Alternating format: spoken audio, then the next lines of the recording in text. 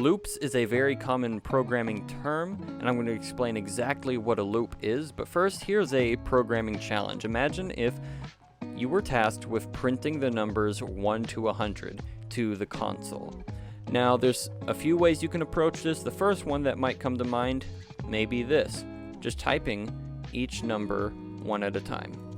And it doesn't take long to realize that this is a terrible approach. This would require 100 lines of code and a ton of my time, which I don't have.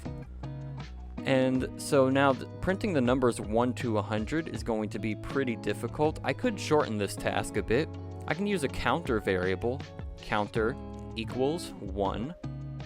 And instead of printing a number, I can just print the counter and then add 1 to the counter whenever I'm done. Counter is equal to counter plus 1. If you've never seen variable addition, don't worry about that. I'm just saying counter is going to be equal to whatever it was before plus 1. That's all this line of code means. So if I were to copy and paste the print and the addition part over and over and over again, I would now be able to much faster create the code that would print the numbers 1 to 100, but this still requires a ton of copy and paste and exactly 201 lines of code, and this is just ridiculous. But a loop will solve this problem. Loops allow us to run the same code multiple times. So which code are we repeating? Well, we're not repeating the counter equals 1. We only need to set the counter one time, but these two lines we are repeating. So I'm going to delete all the other ones and put them in a loop. And I'm going to do this by using a while loop, or a while loop, excuse me, I said while loop.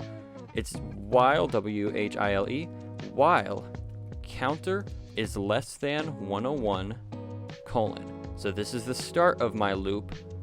To put these two lines of code inside of the loop, I need to indent them one past the word while here. And now this is my completed loop.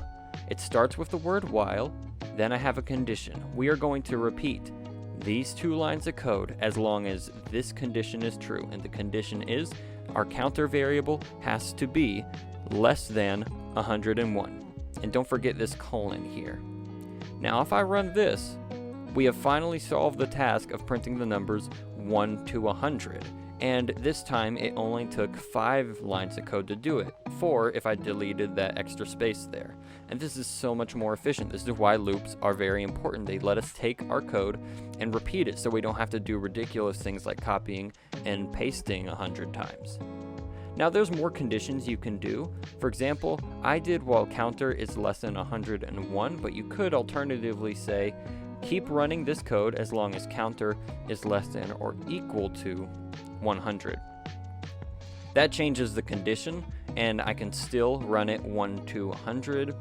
I can do another condition. I can say run as long as counter is not equal to 101. So that exclamation point simply means not.